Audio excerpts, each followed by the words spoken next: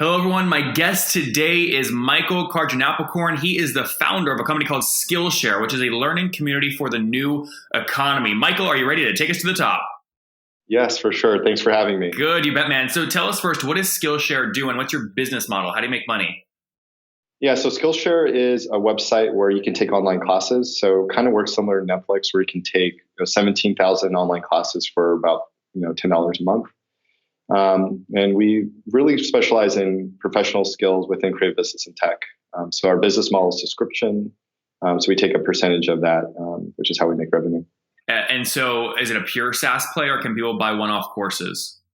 Pure SaaS. So the idea for us is as we add more classes to the platform, it becomes a much better value for students. So in the early days, we're offering like 100 classes for $10, and now we have 17. And I think in the future, we'll have hundreds of thousands of courses.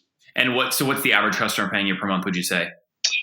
So it's either $15 a month or $100 a year. So about half of our users opt into one of those two plans. So we could say it's somewhere between, probably about 11, 12 bucks a month, something like that? Yeah. And have you seen before we get more into your backstory, I'm curious, have you seen a direct correlation to increased retention as you have like significantly grown your content base? Yeah, for sure. So every year we're seeing the amount of what we track for engagement is like minutes watched. So every year as we have more content, we see that number go up, which also drives up engagement and drives down revenue churn. So we definitely see a correlation for sure. So how many minutes does somebody have to watch per month where you're like, I know for a fact they're sticky and they're paying again next month?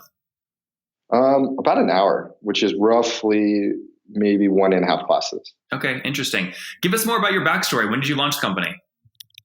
Yeah, so my backstory, I was born here in the U.S., but our family moved to Korea. So that's where I went to elementary school, moved us back here to go to school here in the U.S. And did everything you're supposed to do. Went to University of Virginia, which is really Oh God, I have to end this interview now, man. I'm a Hokie. I'm a tech guy. Oh no. But the funny thing is, it's like that's what got me really interested in education, because like my whole life was about getting to school. And while I had a great experience, I graduated with a degree and kind of a lot of job opportunities I wasn't really interested in, which is what led me to start thinking about Skillshare. And then from there, I just worked in tech. I volunteered in New Orleans for about a year, worked at a startup called Behance with a guy named Scott Belsky.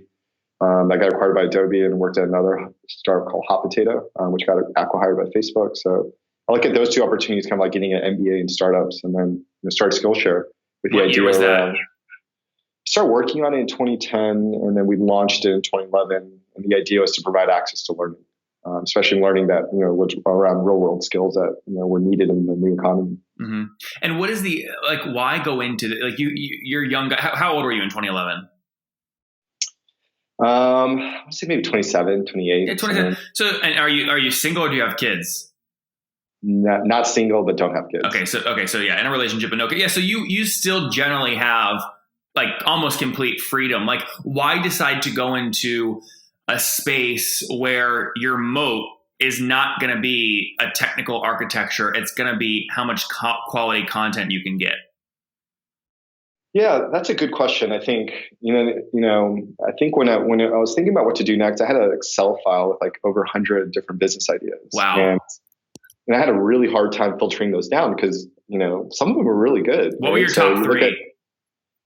Obviously, this was one of them. One of them was not tech related. I wanted to kind of start like a Soho house, but in New York, there's like a private members club that like kind of like launched that around the world. I realized I have no experience in real estate whatsoever, so that was not a good idea. And I think we had I can't remember the other one, but to narrow that list down, the filter I had is like, would I be able to work on this for 10 plus years? And it narrowed it down to things that are very impact and mission driven. And that's even better if we could launch a for-profit, for-good company. And I was also really passionate about education. And that's what led to the formation of Skillshare. As far as the defensibility, so we do look at it as in 2 or 3 different ways. One is two-sided network effects. So leveraging the internet, you have two-sided marketplace. One side pulls the other. And on the tech side, we do invest a lot into data science and machine learning. So as people use them, we invest a lot into personalization. So those two things working in unison together is how we create our moat. Also, we have a strong brand and we have great value and all those things, but we really focus on two-sided network effects and data science. Well, give us an update where you are today. How many folks do you have paying for the platform every month? So we have about 3.5 million registered users, 17,000 online course classes from about 5,000 teachers. We're pretty much, half of our user base is international. Business is doing really well. We're doubling year over year. Revenues and way above 10 million.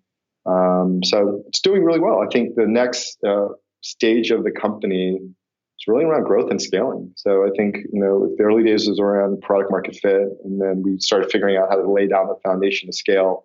I'll say like we are in that scaling phase right now, in the early phases of that. Are you over 100,000 folks paying yet? Yeah, you are. Okay, great. But can you put a cap on that, like below 300,000, below 500,000? Yeah, below one of those two numbers. Below one. Okay, good. Vague enough where your competitors will still be wondering. Yeah, cool. So vague enough where I'll let everyone's mind wander a little on what they think that number is. That's good. No, congratulations on that. So yeah, I mean, look, at a minimum, if you've got 100,000 people at $12 a month, obviously people can do the math and kind of back a little bit into why it's easy for you to say you're well above 10 million bucks in ARR at this point. Tell me more about the data side of this. So when you have video and audio content in your platform, are you doing things like transcribing it and then actually using your search and recommendation algorithms tied to the actual text data, or do you have something that ties directly into the voice data? We do some of that. What we really look for is quality content, right? So we look at engagement within classes. So let's say you upload a class and 10 people watch it, but they all watch the whole thing. So we can signal that. So that's pretty good. And based on, another user's past viewing history, let's say you're really into, I've seen your background, you have like psychology. Let's say you're really into that. We can pull that class out and recommend it to you because we feel pretty confident it's really good. And if you like it, then, that class funnels all the way to the top. So that's one example on the class layer. But our vision is to create what we call this ecosystem for the new economy. So we want to add a career layer where we can start recommending jobs, other pieces of content for you, other people you should interact with. So the idea is that we can create this like personalized like school for you around everything you want to learn and who you want to interact with. So that's kind of the vision. And that's where a lot of the data machine learning comes into play.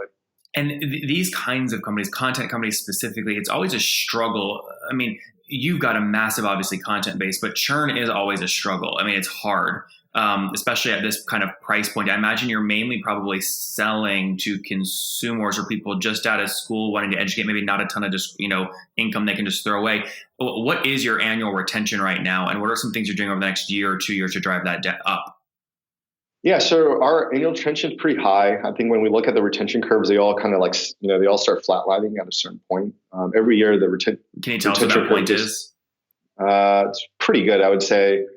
For B2C, so I think when people, think about subscription churn, a lot of what's written out there is about SaaS churn. So those are B2B, especially enterprise. So you're looking at 1% to 2% annually, which is really good. Consumer is much different. So I think a terrible churn for consumer subscription business would probably be 15 plus. You're talking 15% low, like people churning, or the revenue that make up those people? Either. So we track in the subscriptions because we don't have different price points. We just have one. So we look at subscription churn. 15% per month is really high. 10% is okay. You can kind of, and then I think 5% is like world class, right? So that 5% monthly churn for consumer business is great. And you can really build a humongous business doing that. And I think David Packman, who's a VC at Venrock, wrote a great article on just consumer subscription churn. So I would say we're definitely, in the single digits for monthly churn and improves year over year. But yeah, it really comes down to engagement, right? So if people don't use your product, they're going to cancel. Are you sub 5% monthly yet? Are you world class or almost there? Yeah, I would say we're within spitting distance of getting there. What do you do? Like, that's what I'm interested in. You've already gotten churn kind of down below 10%, not as low as 5%, below 10%. Monthly. What are like the other levers you pull to go from 8% churn down to 5%? I mean, a lot of it's just engagement, right? So I mean, it's just about getting people to use the product and finding value. Obviously, there are a lot of growth hacky things you could do there as well. Like you could, there are little things you can do to drive churn down, like swipe people. If their card bounces, swipe it on the 1st or 15th. When they're getting paid. There's little things you could do that might get you, some like incremental improvements in churn, but the big step function changes in churn are just core product experience. Yeah. Have you bootstrapped this, or if you raised capital? If so, how much have you raised? We originally bootstrapped it, so we launched Skillshare with less than 25K. Your own money? Our own capital. Honestly, we only spent probably 5K of it. And then to date, we've raised about 25 million to date. So, and who's we? What's the founding team look like? So I started this company with a co-founder named Malcolm, who was more of the technical background. I did more of the product design business. And I guess today we're about 50 to 60 people based here in New York and with a distributed team all around the world. Sorry, how many of the 50 to 60 are in New York? All of them, and the rest are distributed, or? I would probably say like 89% of the companies based in New York and 10 to 20% are distributed around the world. Got it. Talk to me more about how you're winning these consumers over, a Treehouse on the coding side, or Udemy on the, business side, or Creative Live on the creative side. Like, how are you winning these sectors? I think one way to think about it is just our audience. So we focus on what we call the independent class. So these are, either independents, meaning entrepreneurs, small business owners, freelancers, and if there's two concentric circles, the other are millennials. So we feel like we built the best product and the best ecosystem for that audience. And the second one is just kind of like when you asked me earlier about moats. Because what we do is digital content, right? At the end of the day, it's just an MP4 file that we're delivering. If you really strip out what that it's a class. If you think about publishing, you think about entertainment, you think about music, all of those businesses on the internet, they all fell to subscription models that had the biggest libraries. And those are the ones that usually win over time. So it's more Spotify than iTunes. It's more Netflix than going to Blockbuster online. So we feel like, today, we have the biggest catalog for one price. And we think as we add more classes, we'll have 100,000, if not 1 million courses on every single skill for one set price. And that is a great value for our members. What are you paying right now currently to acquire customers, like fully weighted? I would say up until this year, a lot of our growth was word of mouth and organic. We started spending money on marketing this year. So yeah, I think it ranges. I think for our price point for any consumer SaaS subscription business, you'll see, CAC range from anywhere from $10 to $50 for a price point anywhere between, let's say, $5 and $20 per month. So I'd say we're within that range. And ideally, you want to get to a minimum of 3-to-1, CAC LTV ratio so that you can scale. So if you're spending, let's say you spend the max on that range you just gave. So let's say you spend $50 to get an average $12 per month kind of customer. You said a lot of your customers are paying $100 up front. So, it's fair to say you're recovering most of your cash. We'll kind of do it on a weighted average. You're recovering most of it in less than 3 months, right? Yeah. So that is a good business model to have when you have customers paying you upfront for a year. Yeah. What do you assume, like when you do lifetime value, or do you do lifetime value calculations, and do you use that to inform how aggressive you can be on CAC? For sure. The name of the game, for a company is like, if you can make your business pretty predictable, that is, I think, the holy grail of scaling. So if you can accurately say that I'm going to invest X amount and I'm going to get Y amount out, and with high probability of confidence, high percentage of confidence, and then it comes down to how much risk do you want to take and how aggressive you want to be. And I think, on one end of the spectrum, it's like Uber, where they're going really aggressive because they feel so confident in their curves. And other businesses that aren't predictable, like, they're not taking that much risk or being that aggressive, or, even sticking, being around, a couple of years. So I think the name of the game is, the more predictable you can make your business, the better. And if you could do that, then, you can be really aggressive. Last question before we wrap up with the famous 5. Do you think you'll break the $35 million ARR mark this year? I'm not going to make a comment, but I definitely feel very confident that we'll continue to double year over year. Okay, that's your modeling, is doubling year over year. Yeah, so a minimum doubling year over year, and I think we'll be in that range for sure. Are you comfortable sharing? So can I backtrack and go back a year in December of 2016? Are you on track to double year over year, which means about a year ago you were somewhere in the, call it 16, 17 million range? Yeah, so we kind of look at it January. January's our busiest month, so every January for sure, doubling year over year. Got it. You're on track to do that this year. Yep. Awesome. All right, let's wrap up, Michael, with the famous 5. Number 1, what's your favorite business book? I would say my favorite business book that comes to mind. It's probably not a business book, but I really enjoy all Tim Ferriss's books around like life hacking, biohacking, productivity. So I really enjoy all those. Number 2, is there a CEO you're following or studying right now? For a while, I did follow Reed Hastings, especially what he did with Netflix, because there's a lot of similarities to our business.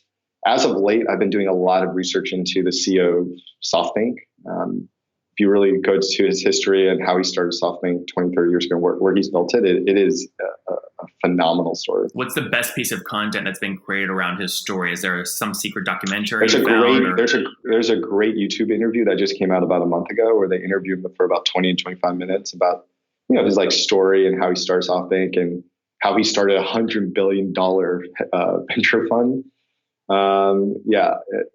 If you don't watch that and get inspired, then you're in the wrong business. Number 3, what's your favorite online tool for growing your business? I would say my favorite online tool for growing our business is our analytics dashboard. We use Chartio, so just being able to track all your data and look at it, and pull out insights, and see what's moving, what's not moving, based on all the things we're doing, gives you a really great pulse in your business. Number 4, how many hours of sleep do you get every night? I get between 7 to 8. I'm actually a huge proponent of sleep. I actually think it's the most important foundational thing you need to do for your health and well-being. Number or last kind of question here. What's your situation? I think you said earlier you're not married, but you're also not single. You have no kids, and how old are you? 35. 35. Okay, last question. Take us back 15 years. What do you wish your 20-year-old self knew? I wish my 20-year-old self knew to, I guess, focus on a few things, especially if I was really excited for those things versus spreading myself really thin. I think I spent a lot of 2025 like doing a lot of different things where if I went really in. So if I was 20 years old today, I would go all in on crypto and blockchain, right? So rather than like, should I do a startup? Should I do this crypto thing? Should I do this? I would, focus all on the blockchain. So if you're 20, I would literally go read the Bitcoin white paper and the Ethereum white paper and, buy $10 worth on Coinbase and just start going as deep as you can. From the guy that had over 100 ideas in an Excel sheet before picking out Skillshare, Michael says focus and go all in on one thing. He's launched Skillshare back in 2011, is now serving well over 100,000 consumers, paying on average $12 per month, again, to learn many, many, many different things. Millions and millions, obviously, of folks using the tools for free. Obviously, a significant portion of those folks paying as well. $25 million in terms of funding. They're doubling year over year with their team of 50 to 60 spread between New York and other remote locations. Michael, thank you so much for taking us to the top. Yeah, thanks for having me.